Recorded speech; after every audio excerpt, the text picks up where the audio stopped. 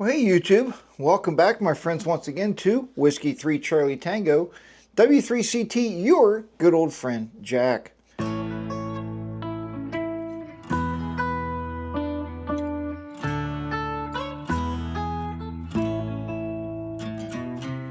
Guys, I was just sitting here, really just taking it all in and admiring the QSL cards I've received. And you know, like there's one there from Italy, if you can see that. I don't know how it would come out there. Charlotte, North Carolina.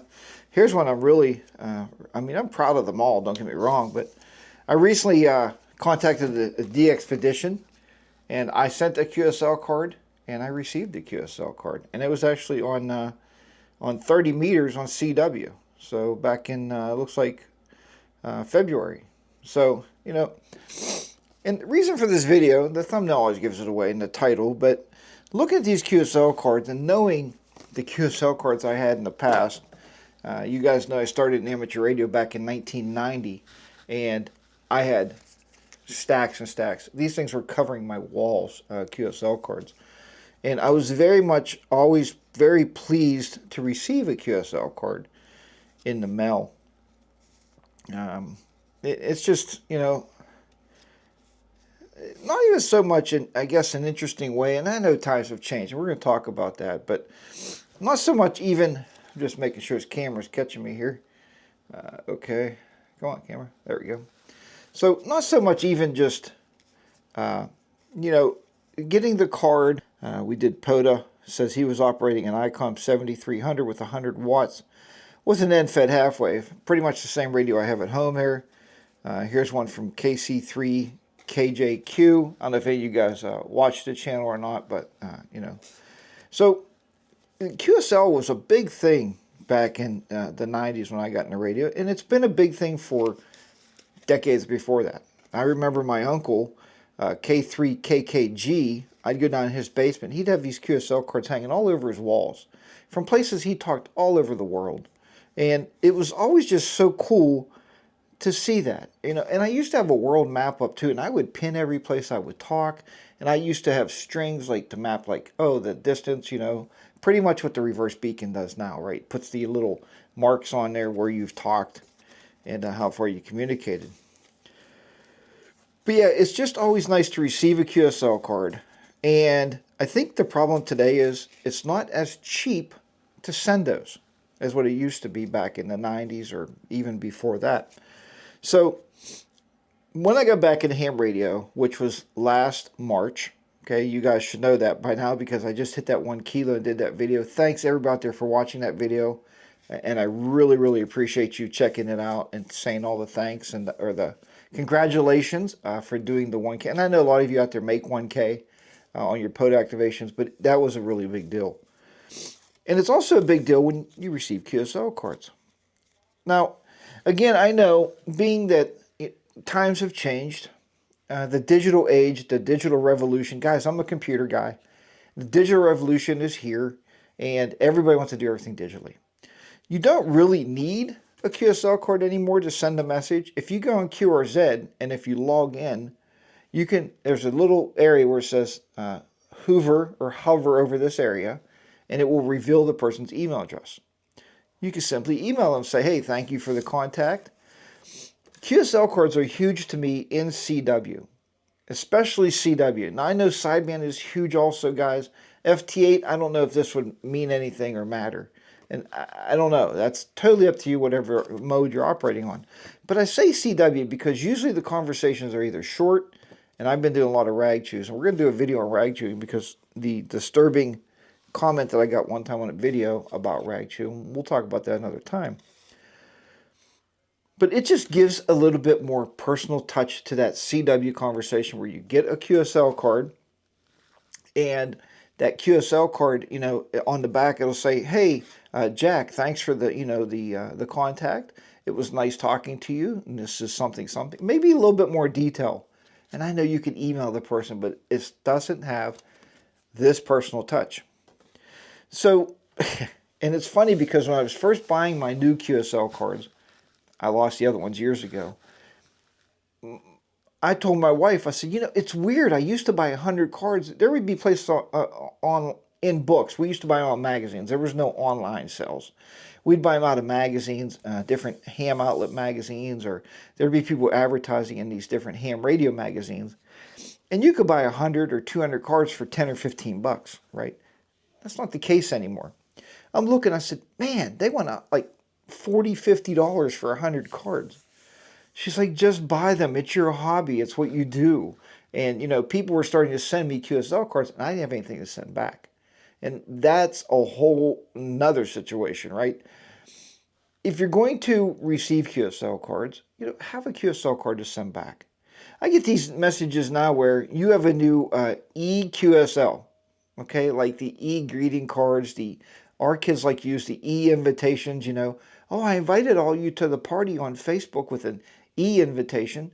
I want an invitation in the mail where I can open up and say, it's your grandson's birthday. Please come to the party. This is kind of what I see these at. This is a personal touch. An e-card is not personal. They get buried with the other 4,575,000,000,000,000 e-cards that you're going to receive. And I've logged into that website, and pretty much nobody custom makes them.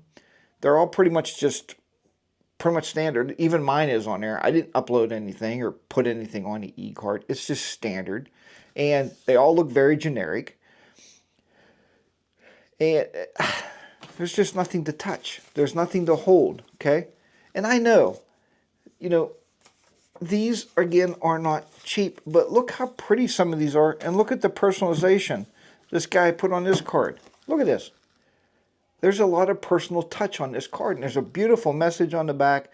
Thanks for the CW contact. You were at Raccoon Creek, and just that personal touch. It means a lot. Now, I don't know, and I'd like to know in the comments below, because a lot of people's QRZ is, I don't QSL anymore. I gave that up. I quit doing that altogether. And I know, postage is through the roof. Man, when you're looking, I send cards overseas, and I think it's a flat rate here. I believe it was $2, if I'm not mistaken, $2.35. Don't quote me on that. Somewhere around there, or it was between $1.80 and $2.35, I think. I'll gladly pay that. I don't need a self-addressed stamped envelope. Be wary. And I know hands are all on the up and up, right? But I never like to send cash. Please send me $5 and I'll send you a QSL card. Yeah, I don't want to do that, okay? And I know you have to offset the postage, especially some third world countries where maybe they don't have the means to send a card. I don't mind doing that. I've sent self-addressed stamped envelopes out. Here is the problem with that. I talked to our postmaster in our local town, and I said, look, I need to send an envelope on. I need to pay the postage back from, I can't remember where it was, Costa Rica, let's say. And she told me that she has no way to know what the postage is from Costa Rica to the United States. She just wouldn't know how much that would cost. So there's no way for us to determine that without putting maybe $3 or $4 US in there, hoping that would cover the cost to get that card back. I do appreciate a lot when I do read, and especially if I'm rag chewing. I mainly send QSL cards out, guys, just so you know, if I rag chew with you on CW. To me, that's a personal communication. I don't, and I wouldn't. Maybe you would. I don't know. If you do a POTA activation, you sit down and you make 100. The one gentleman I watch makes 300 contacts every POTA activation. That would be a lot of cards to mail out. It would be a lot to write. It's not really personal. It's kind of a quick communication, right? We have the record of the communication on the POTA app. So, and I know you're saying, Jack, well, that's the same as the e-card.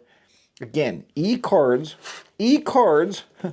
are not this. These are personal. This is beautiful. My card stinks compared to this.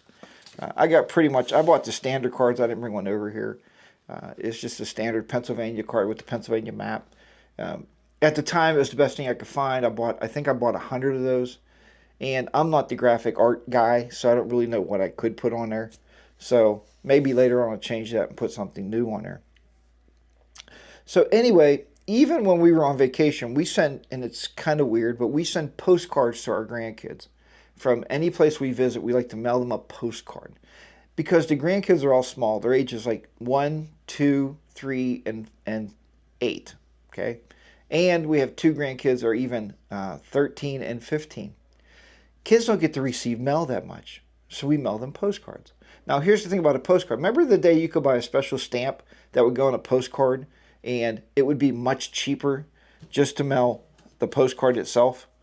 I believe I have one here.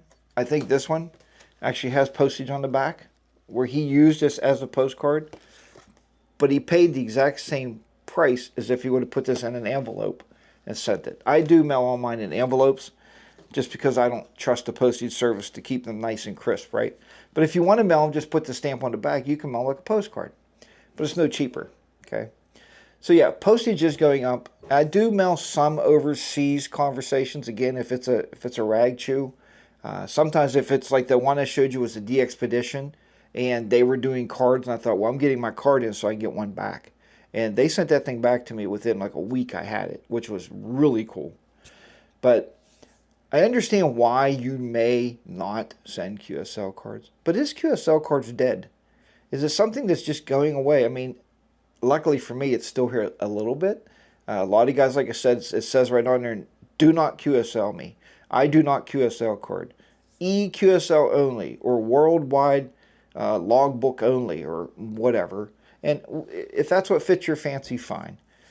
I'm not huge into that. I don't know how to do all that e-card stuff where you get one and I got to click on it. Do I send it back? Do you automatically get it back from me when you send me one? I don't know how that works. And I'm a computer guy, but I don't care. Okay, that's the bottom line is I don't care to do that. I really, really enjoy the old time, look at this card. The old time cards, really, really nice artwork on them, really pretty. Really nice, again, really, really nice messages. This happens to be from Postage. If you've ever watched Postage, I did exchange and I did work Postage. And being it's a very nice, successful YouTube channel, I thought, wow, I really need to get a QSL card out to Postage because I worked Postage. And that was actually, it was actually a POTA. I was hunting, though. I wasn't activating. So what do you guys think? I don't want to ramble on too much about this subject, and I don't even know if you'll watch this video, but if you have, I hope you enjoyed it. To everybody that's out there that has subscribed to these videos, over 2,500 subscribers, guys, thank you so much for joining my little community here of my ham radio journey.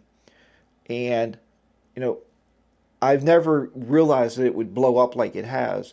It's great to get the great comments back. I really appreciate everybody's thoughtful comments. And constructive criticism. When I build an antenna, you're like, Jack, that won't work. And you give me some great ideas of what will work. And that's great. That's what I built this community to do, right? Help each other. Pay it forward. That's what hams do. If we build something, right? If we build an RF choke and I got cheap parts to build this thing and I did a video and I pay that forward, so maybe you could build an RF choke too if you need one, okay? But yeah, so the community is building nicely. I do appreciate everybody out there signing up or subscribing. It doesn't cost you anything. If you watch this video and you go, oh, I'm not going to subscribe because that's like magazines. He's going to charge me something. It doesn't cost anything to subscribe to videos on YouTube. You just click it, and then as the YouTube creator, like myself now, creates a video, and we put it out there, then you'll be notified that there's a new video, and you can go over and watch that video. I hope you watch them. Every video is not going to tickle your fancy. Maybe you're here for the antenna builds. Maybe you're here for the Zygu G90. Maybe you're here because what's Jack going to do next about DX? A lot of big things coming this summer. And or maybe you're here for the POTA stuff, which I don't really record all the big activations like a lot of people do. But I do record out in the field and show you my setup. So bottom line is, what do you guys do about QSL cards? Do you send them? Obviously, Postage does. Do you? Do you send QSL cards? Put in the comment below and let me know if you did quit. Why did you quit sending QSL cards? Is it a dying fad? Is it something that's going to be dead in no time at all because of all this EQSL, e-card exchange thingy, worldwide logbook thing? I don't know. I mean, I want it more than just proof that I've talked to you. I want it as a personal touch that me and the other person on the other side of that key actually had a conversation. We had that moment in time, right? And we justified that time with the exchange of a QSL card, which is really cool. So guys, again, thank you very much. I do appreciate all your efforts here. I do appreciate you coming over each and every video, checking it out, seeing what it is. Some of you I know watch a couple minutes, you're like, Jack's not talking about what I want to hear, and you click off, and that's cool. I get it. And some of you watch until the very end and send me comments about the end of the video, so I know you watched the whole thing. So, but anyway, thank you so much for watching this video. I hope it spikes some thought in your head about QSL. Again, QSL cards are going to cost you for 100. The best prices I found is pretty much $35 to like $50 a box. So now if you buy 250, they'll give you a little price cut, I guess, because they're already printing them. So I should have probably bought 250 at the time, but I figured I would change them after that first 100 run anyway, and maybe do something different. Again, guys, thank you so much for watching this video. I do really appreciate you out there. I appreciate the community. I appreciate the comments and the feedback I get from these videos. It definitely helps me, and it gives me a chance to talk to more people about ham radio. What could be better, right? Thanks again, and I'll talk to you next time. This is Whiskey 3 Charlie Tango, W3CT, your good old friend Jack, up here once again in the good old Jack Shack, because it's like 17 degrees outside. Thanks for watching. I'll say 73 to you and hope to catch you on the airway. Take care, and I'll see you next time. Bye for now, everybody.